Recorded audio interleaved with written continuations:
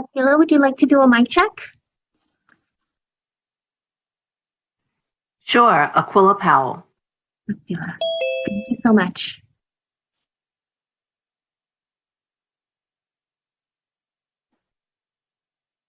Good morning, Jeff. Would you like to do a mic check? Yes, thank you. Can you hear me? Yes, I can. Perfectly. Thank you. Okay, thanks.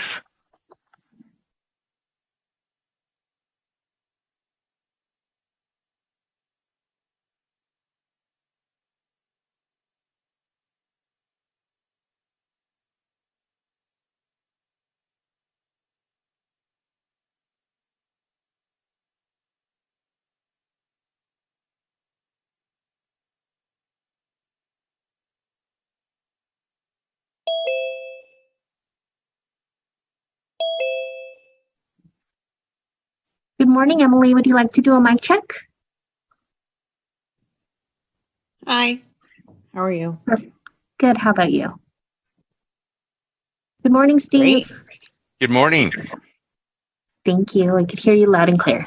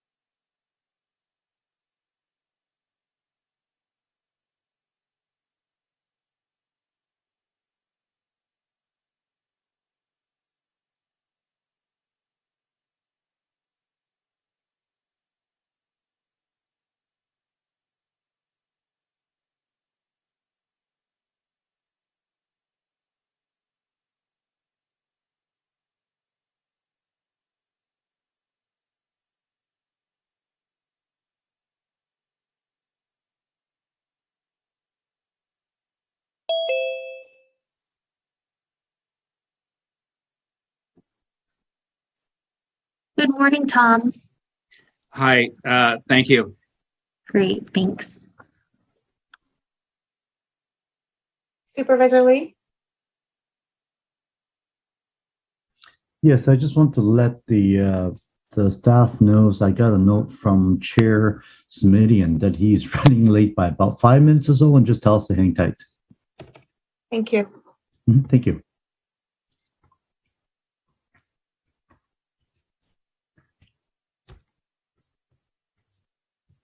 Good morning, Tom. How are you? I am good. How are you? I'm actually in DC. You're in DC? Yes, I'm actually here for the lots of the APA event for May. So I just went to a couple of events, and I'm still here for a couple more days. Excellent. Well, I hope you get to see whoever you want to see. Yes, I think so. There's so many board meetings and committee meetings, so I felt like I'm just stuck in the hotel doing these Zooms. But yes. Great. Well, we'll be in touch with your office soon. We should get something going. Likewise. Thank you. That'd be great. Thank you for the shout Is out. the congressman in town, or is he back home? I have to think. He is back. Yeah, he was here through yesterday. Last night, I think he went back. Okay. And he'll be back next Tuesday and Wednesday. Oh man, that is a brutal schedule. That's right. Flying in and out of DC with a 3-hour time change, twice a week. It's something else. Yeah. It's a tough schedule. Well, I'll tell you what. I'll get off so that in case things start up. Thank you. Yeah, thank you.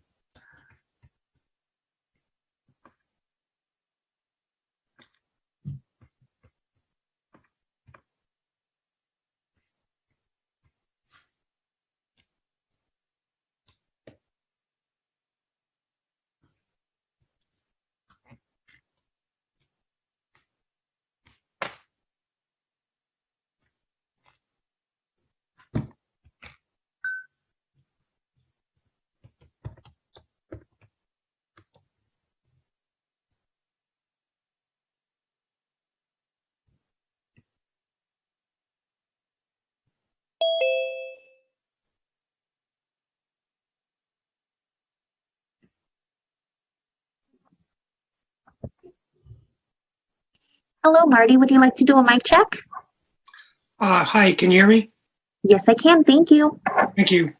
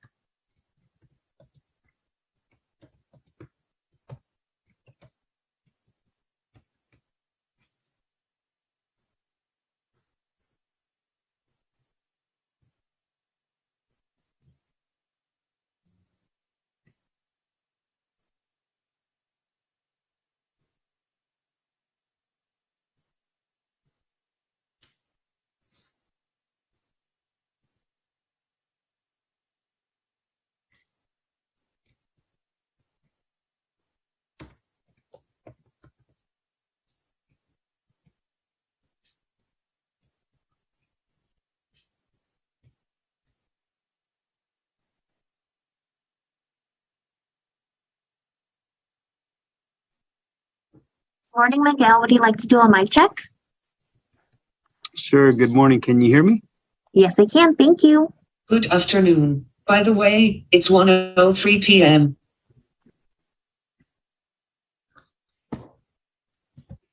It's amazing how Siri decides to talk to you suddenly. Thank you, Siri.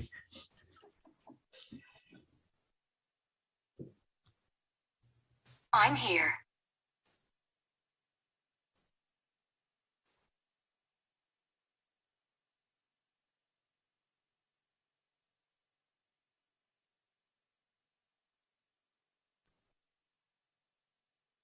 Just a quick note to staff. We received word about 10 minutes ago that the chair's meeting is running a couple minutes late, so we're just waiting for him to get on. That's why we're holding off. Thank you.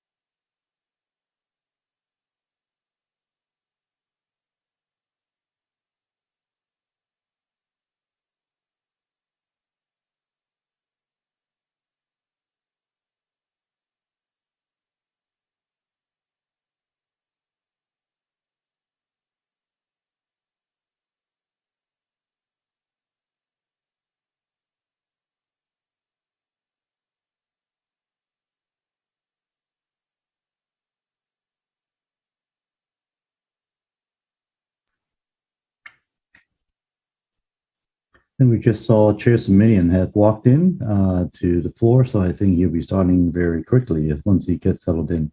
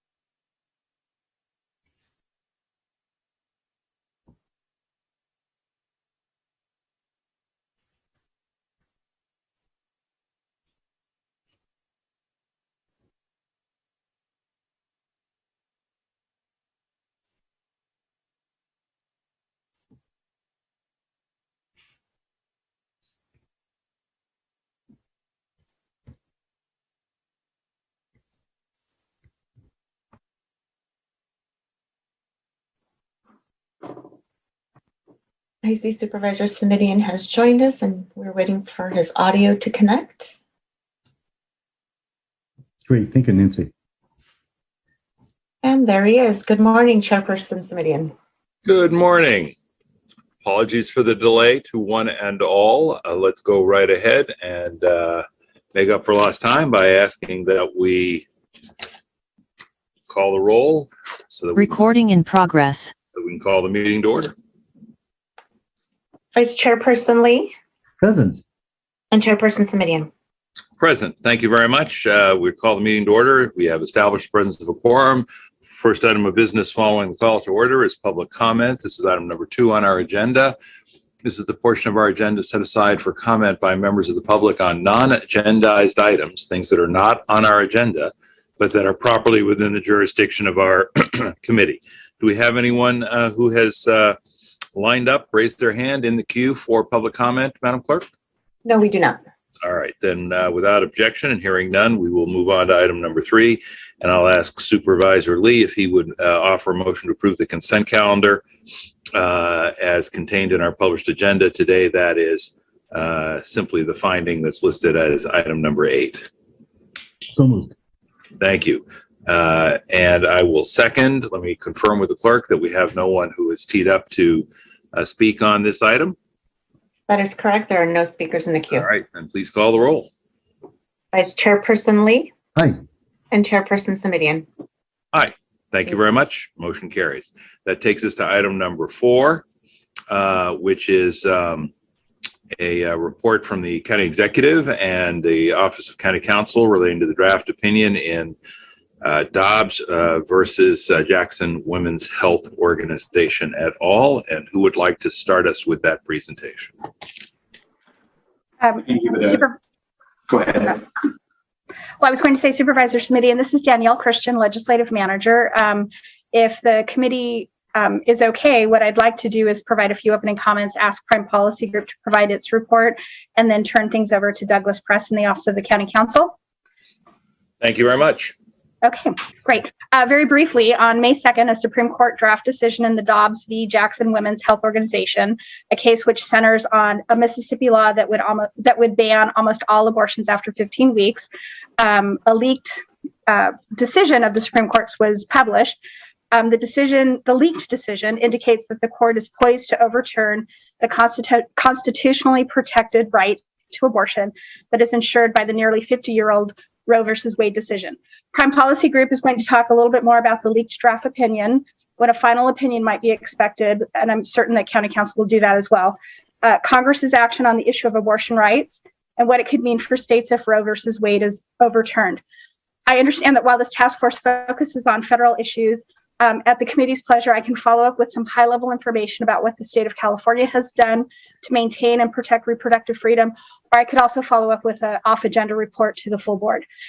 So with that, I'd like to introduce Prime Policy Group, who's going to speak on this, and mention that a managing partner, Emily Katz, with the firm, is going to take over a lot of the presentation. She's new to this group, but she's got a lot of knowledge and experience in this space. Thank you.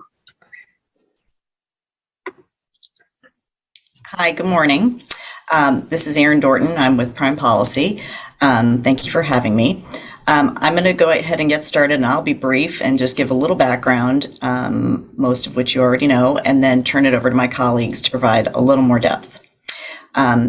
As we know, the Supreme Court draft opinion from February 2022 was leaked in early May. It suggests that the court could be poised to overturn Roe v. Wade, leaving the legal status of abortion entirely up to states. What we don't know is if the draft reflects the court's final decision, if the actual final opinion, which is expected next month, is similar to the leaked opinion, reproductive rights would be rewritten almost immediately. As I said, the final decision expected by the end of next month, June, which is the end of the court's term. With that vague bracket of next month, there are two schools of thought on the timing. Some suggest that early June is a possibility, as the court doesn't want this draft out there lingering, while the other thought is that they want to wait till the last minute before their term ends for the final decision to become public. Congressional actions to date.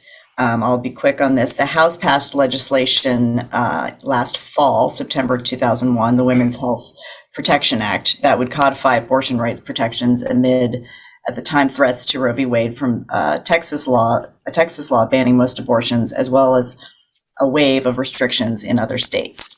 The measure advanced along party lines in a 218 to 211 vote. The Senate brought it up for a vote just this month, as you all undoubtedly heard. Again, a Democratic bill that would effectively codify the right to an abortion. This failed to pass as expected, as it did not reach the Senate's 60-vote threshold. All Democrats voted for the legislation except Senator Joe Manchin of West Virginia, and all the Republicans opposed the bill. I'll now turn it over to my two colleagues, first to Aquila Powell, who's been on our calls before, to talk about what we do know, and then to our colleague before, who has a background as executive director of the pro-choice Caucus and working on reproductive issues with then Senator Boxer. So I'll go ahead and turn it over to Aquila first.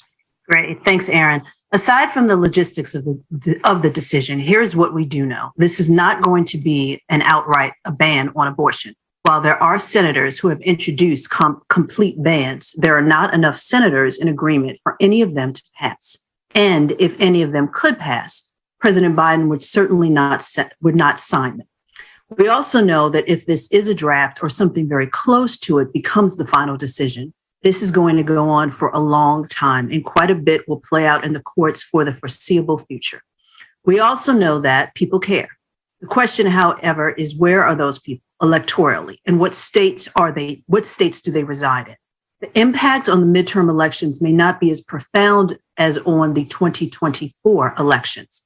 As of now, Chief Justice Roberts is not with the majority opinion. Most importantly, we know that Republicans have been using a two-pronged strategy over the last decade to attack abortion rights. First, they steadily packed the courts at every level with anti-choice judges. And second, they've been crafting state laws designed to create a challenge to Roe for these judges to uphold. I will now turn it over to Emily. Thanks, Aquila. Again, on the side of what we don't know, we've mentioned several times that this is not a final opinion. So we don't have that, and the dissenting opinions as well, to have an understanding of the weaknesses of the logic and reasoning, which could alter messaging. Also, what we don't know is what state by state differences there will be yet in their laws. We do know there are more than 10 states with trigger laws, including Utah and Idaho, that could go into effect right away. But from there are going to be differences in state bans and exceptions to those bans, whether rape, and whether that's reported rape to police, incest, and the health of the mother, or the life of the mother, which are two different things, will come into play. There are other indirect issues, including IVF, if fertilization is the pinpoint at which life begins, which may be the case in a precedent in Oklahoma, although these things will play out in the courts about what the meaning of some of the definitions in these bills will be. Finally, one thing that didn't exist before Roe, wasn't widely used, was mifepristone, otherwise known as the abortion pill, which is usually used up until 70 days or 10 weeks gestation. So it's not a solution to a complete abortion ban, should it be allowed.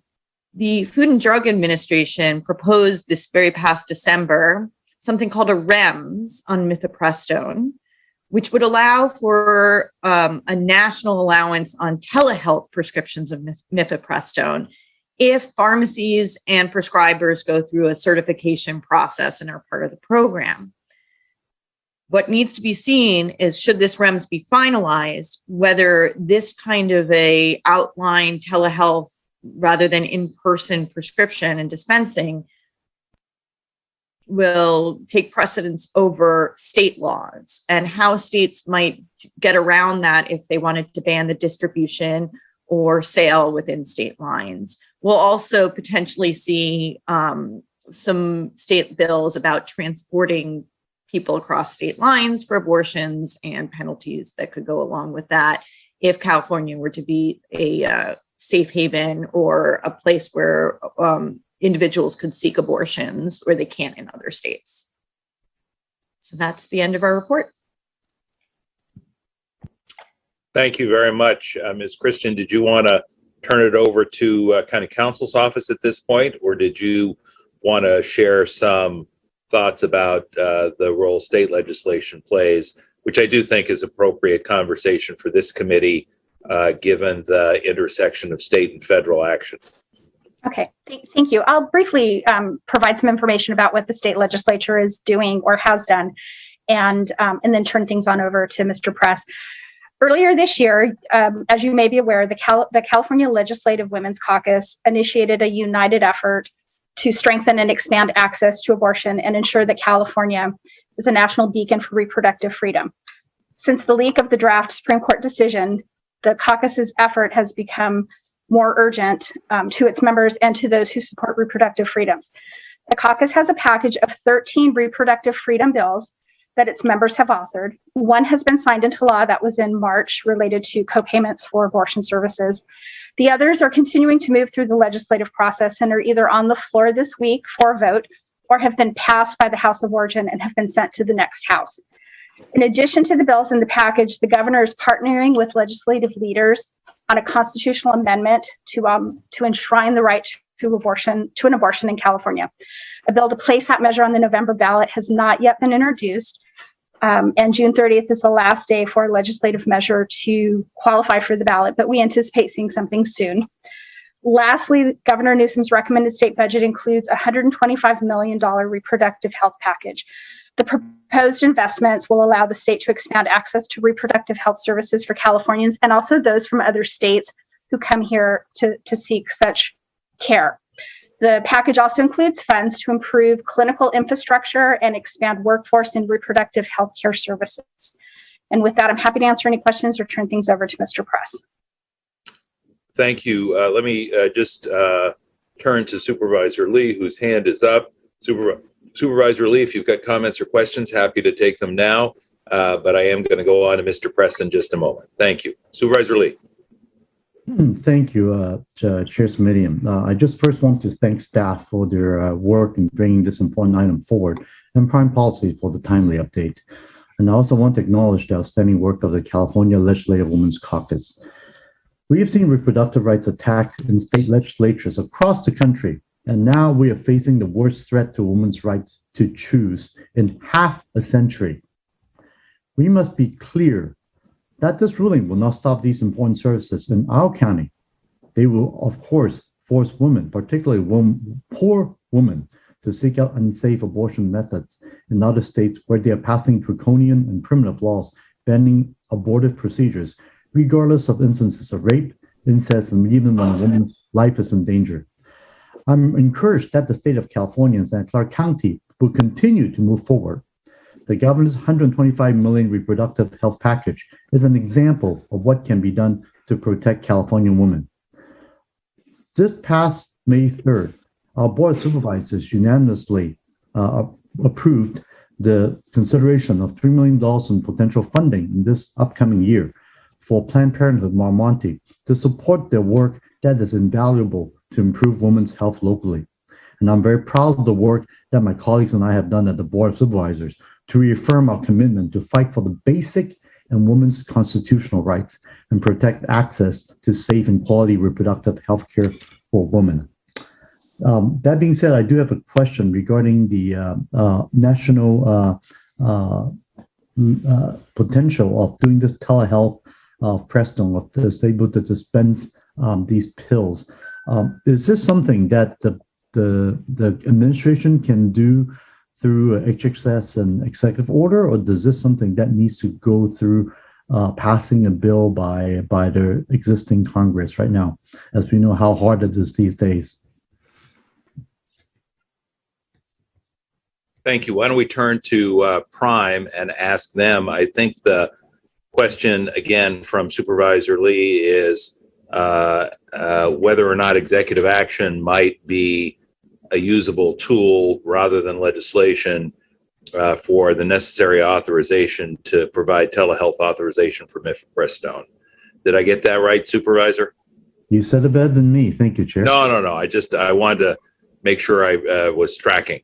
Thank you. Let's go to the folks at Prime and let any one of them who would like to lean in. There is executive authority to set up a program whereby pharmacies and prescribers could be certified and allowed to do this, and the FDA will not take action. Whether or not there are states that enact things like, conscience laws about what pharmacists are allowed to dispose, whether their pharmacy boards get involved in the licensing and credentialing of pharmacies, or any sort of state regulation on the distribution of mifepristone is still up for debate. And a lot of this, again, will have to play itself out in the courts about which will take precedent, the FDA or the states. The FDA must also finalize this REMS allowance for telehealth. It is currently in draft form. Ms. Katz, this is Joe Smitty, and welcome to our calls, by the way. Thank you for your expertise.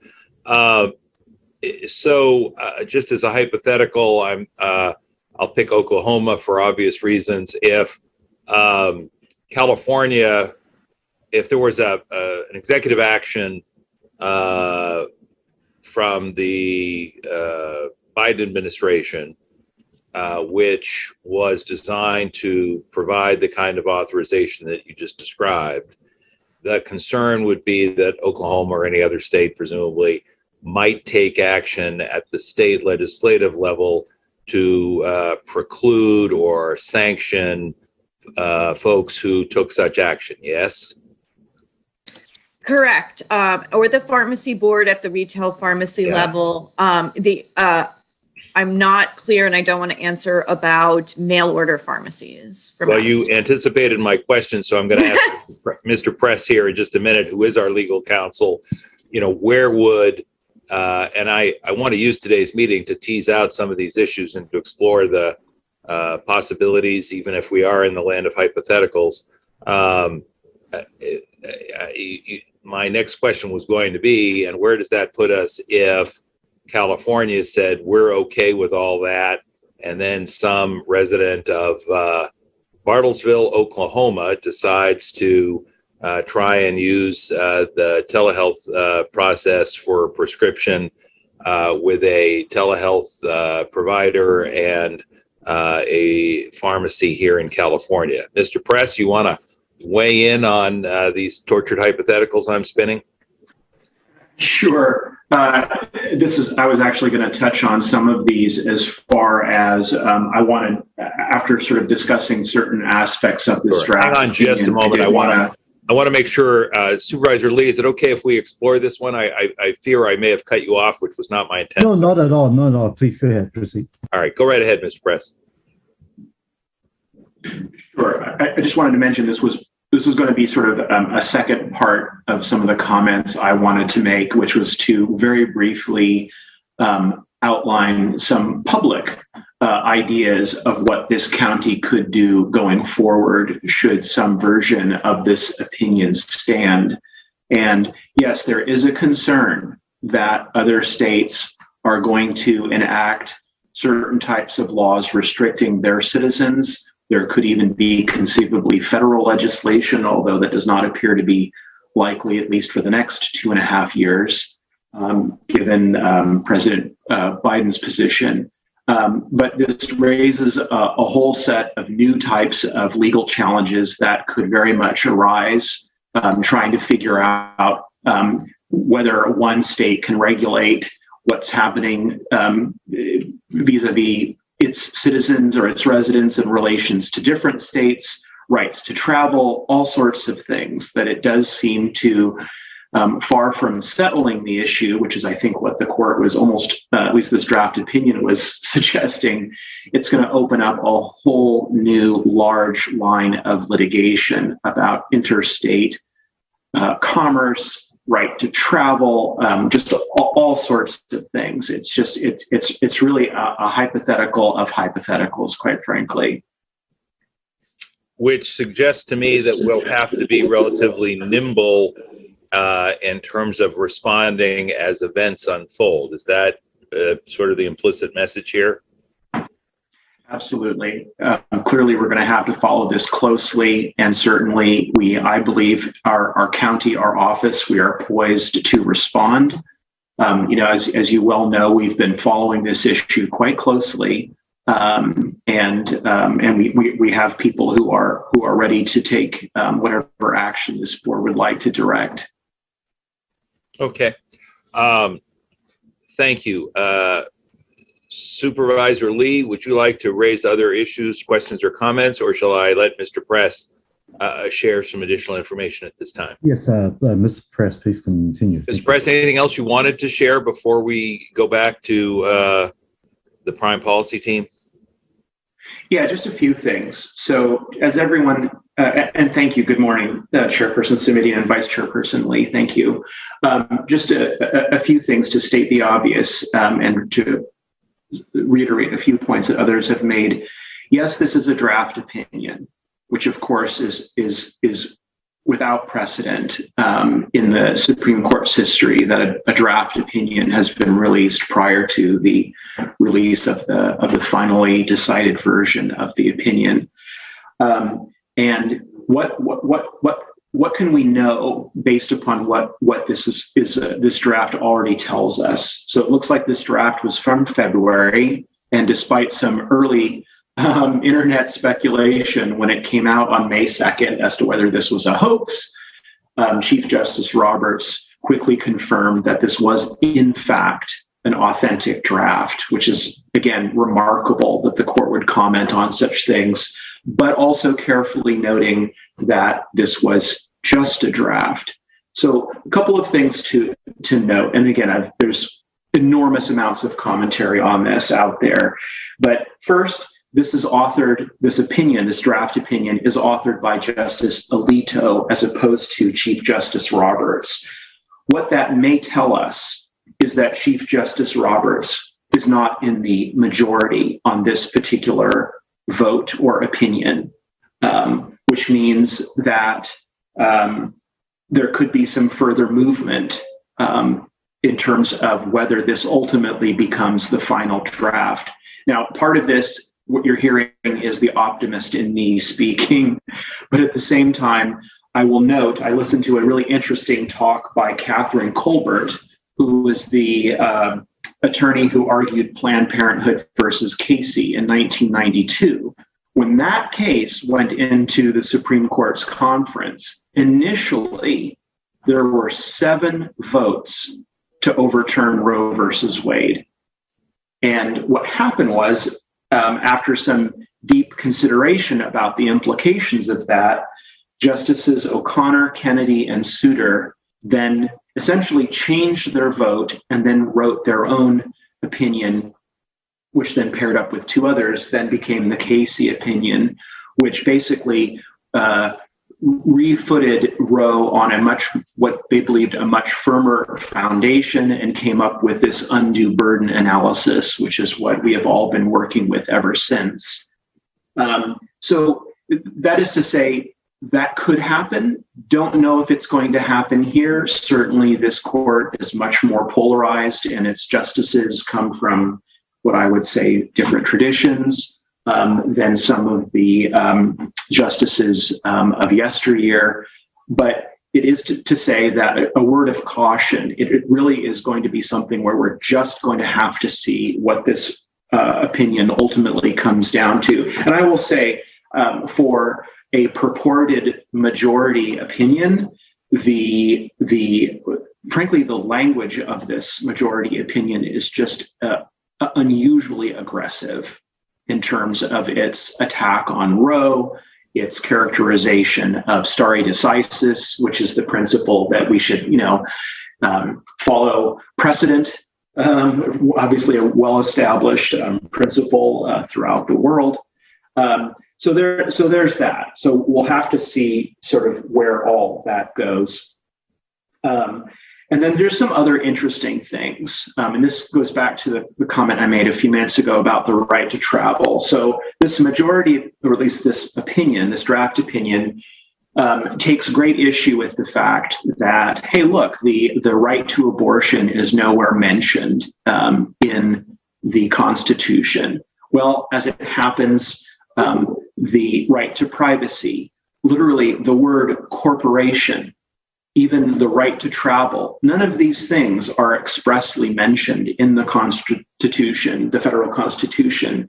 And yet, of course, an enormous amount of jurisprudence and legal tradition and cases, and frankly, our rights as Americans are built upon these principles and concepts that are not expressly mentioned in the Constitution. And so for that reason, that's why many commentators have, I think, rightfully expressed concern about the fact that if this becomes essentially the test, if it's not expressly found in the Constitution, then it is not a constitutional right, that has profound implications for all sorts of rights that have been recognized by the court over the last 50, 60, 70 years. Mr. Press, interruption.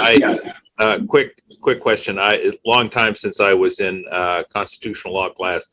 Right to travel, implicit in the Fifth Amendment. Am I remembering correctly?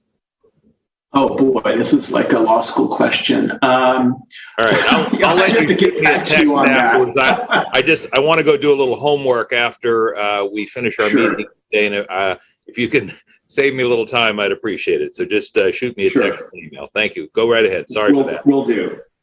No problem. Let's make a note of this. The other piece that, quite frankly, hasn't received a lot of discussion, at least in the more popular media, has been, it occurs at the tail end of this draft opinion, and it concerns what we would call the standard of review. In other words, how carefully should a court evaluate both this law, the Mississippi law, which is known as the Gestational Age Act, or any other state law regulating abortion. And what the opinion says rather starkly, and I would just add, frankly, shockingly, given that what we're talking about is a heretofore a constitutional right, what the draft opinion says is the court would evaluate these state laws regulating abortion under the rational basis test. And what that means is that it is the most lenient standard of review, which means as long as a state can point to a so-called legitimate state interest, as long as there is a rational basis. In other words, a court can say, well, I could see why a legislature would do that, and that's a legitimate interest of a state legislature, then the state law would be upheld. And again, just to translate for the lay audience, what this means is that when you're working with a law that is being evaluated under rational basis review, it means that challenges to that law are probably going to fail. Whereas if, as it is with many constitutional rights, the law is being evaluated according to intermediate level review or strict scrutiny, that means that the challenge is probably going to be successful. So again, to me, it's frankly alarming to think that heretofore, or rather hereafter, I should say, any other state law that comes down the pike, that this Supreme Court's direction to our federal courts throughout the nation is that those state laws shall be evaluated under the most lenient standards, which means that those other states will have to show, frankly, not very much in order to have their state laws being upheld. And so what does that mean? That means that the 13 states that have so-called trigger laws, meaning laws that will snap the prohibition on abortion in whole or in part right back into place as soon as Roe and Casey are overturned. Those will come back into effect. And then apparently there's another 13 that are looking at doing something very similar right away. So in short order, a majority of the states in the United States could frankly enact outright or near outright bans on abortion, either immediately or in very, very short order. And again, the challenges to those state laws would be, under the standard articulated in this draft opinion, very, very difficult. So this is, again, nothing short of alarming, the way this draft opinion is constructed. Thank you, Mr. Press. Let me ask Ms. Katz and others at Prime if they have additional comment at this point. I do not. All right, thank you. Thank you. I do not. Thanks, Ms. Powell.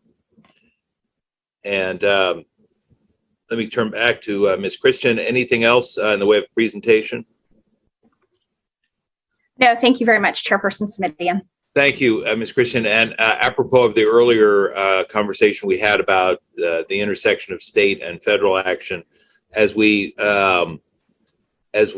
continue to address this set of issues in subsequent meetings and outside the framework of these meetings, obviously, please feel free to incorporate to the extent necessary and appropriate the state action, because I think we've seen very clearly here that state and federal action are inexorably interwoven in terms of this conversation. So thank you for that.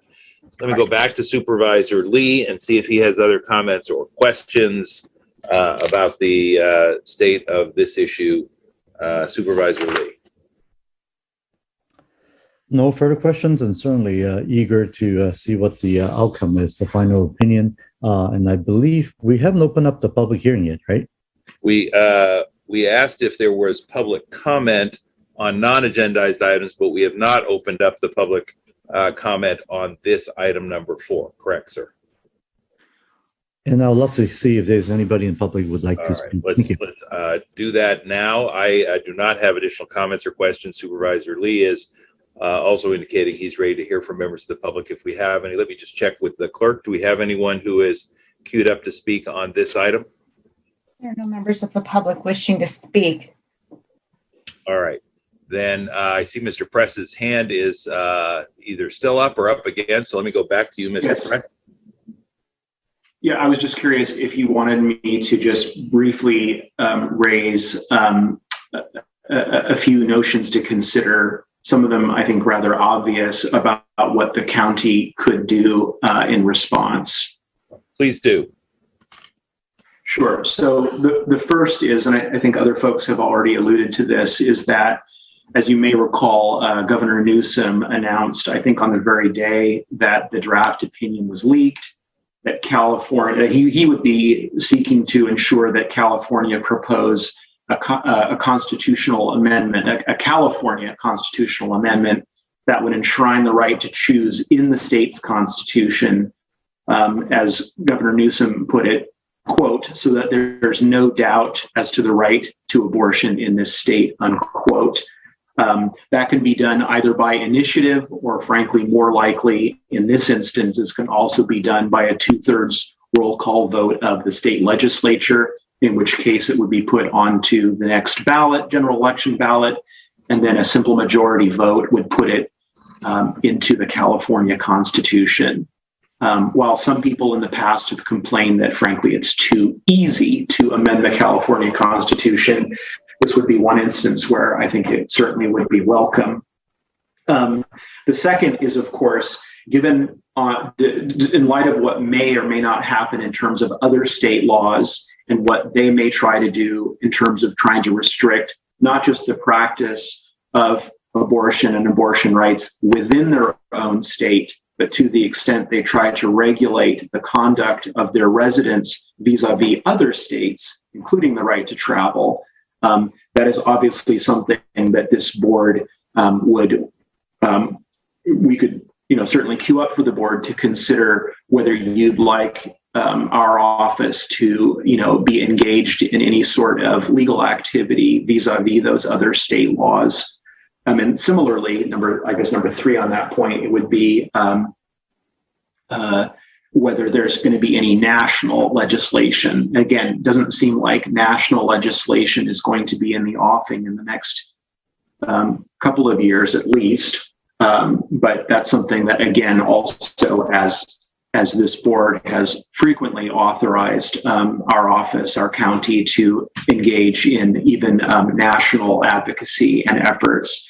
And the fourth, and again, just to state the obvious, but I think it bears worth repeating, whatever this board can do in the interests of supporting greater access to voting rights, both here in the county, in the state, and frankly, across the nation, as this board has authorized in the past, that certainly making sure that the fact that, there's frankly a supermajority of Americans who support Roe and don't want it changed, that certainly it would be a good thing to have that will of the American people expressed through the right to vote. So in light of the many changes that have been occurring around the nation to voting rights and voting access, that is something that I would also suggest the board might want to consider pursuing as far as authorizing action. All right, thank you for that. Let me go back to the Prime Policy Group, Ms. Katz, Ms. Powell, Ms. Dorton, and ask on the subject of national legislation, not to be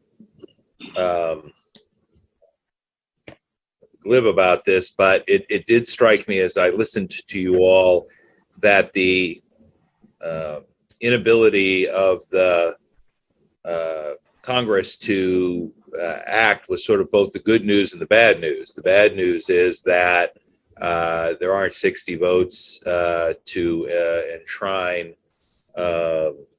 these protections in federal law. But the good news from our standpoint, given the county's position, is that there is not sufficient. There are not sufficient numbers to further curtail or limit.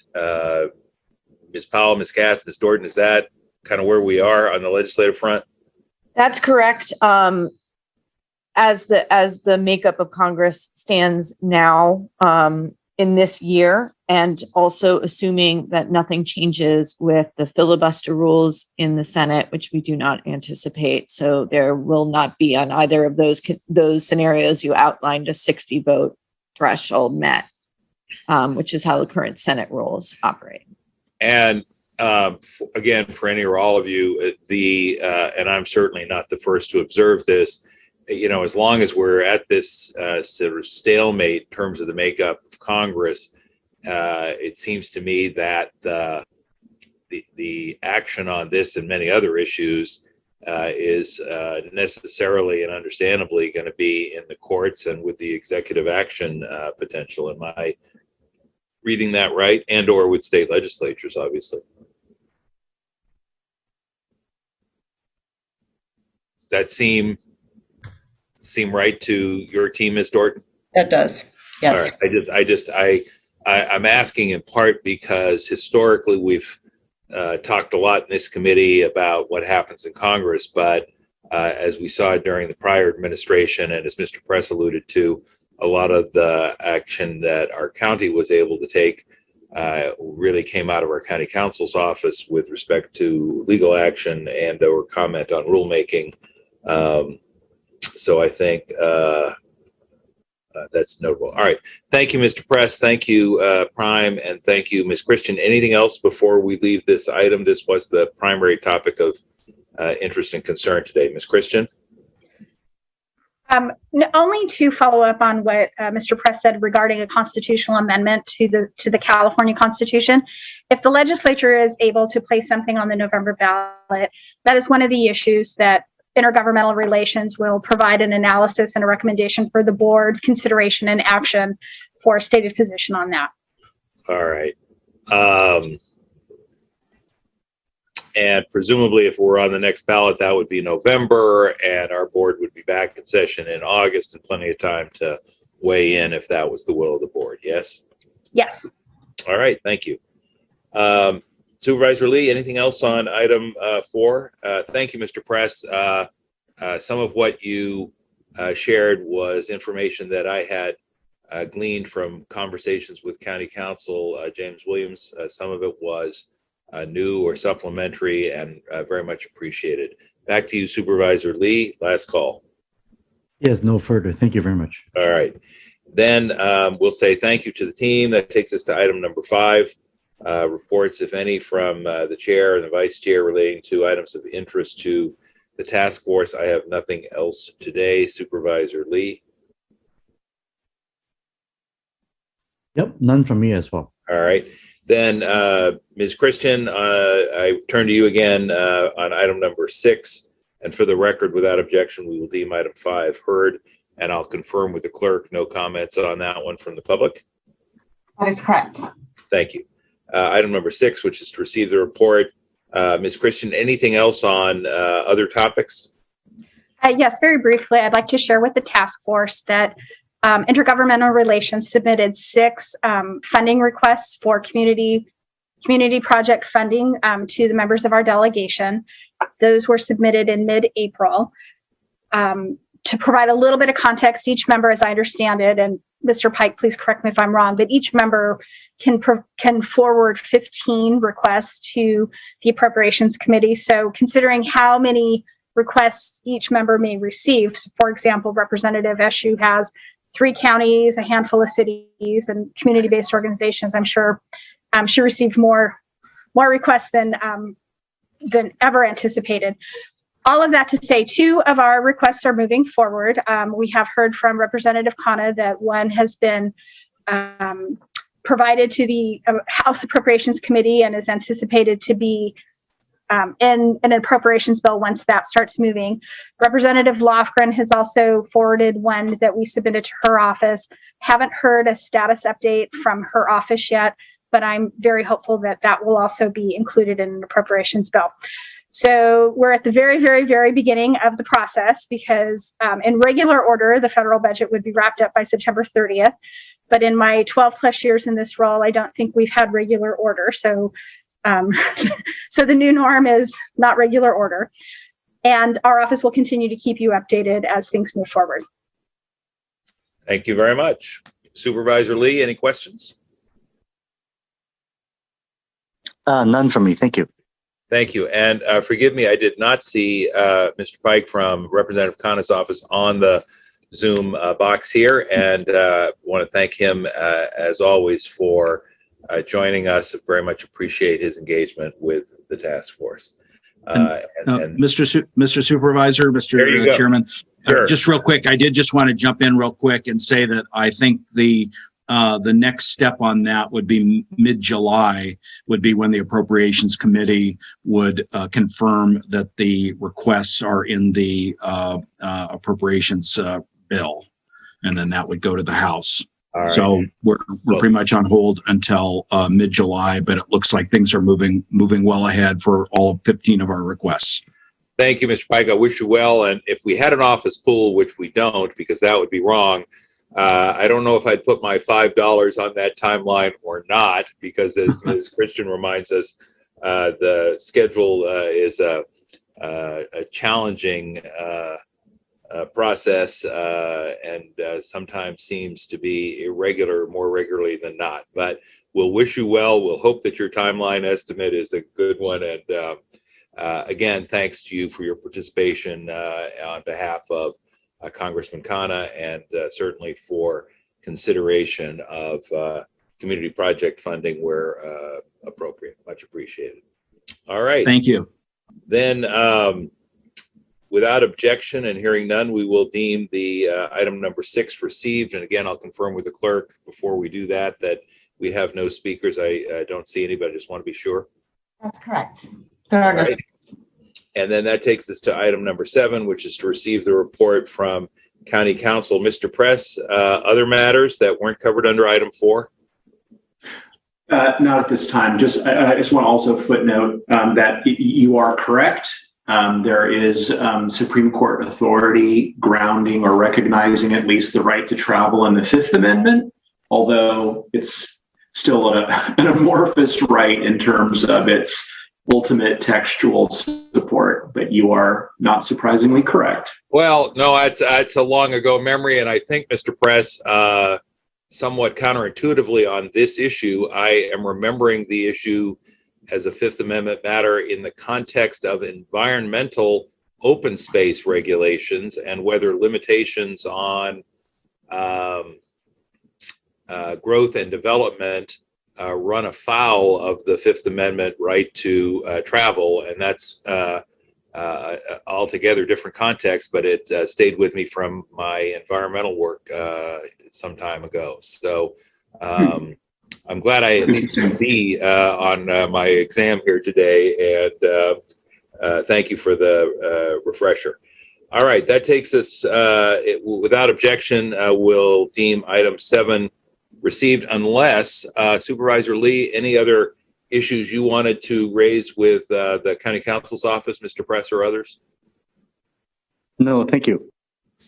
All right, then without objection, we'll deem item 7 received. Again, confirming with the clerk, we have no members of the public who are in the queue to speak on that item. That's correct. All right, so that brings us to the end of today's agenda, focused obviously on the very important Dobbs case. And thank you again to all who participated. Without objection, we stand adjourned. Thank you. Thank you.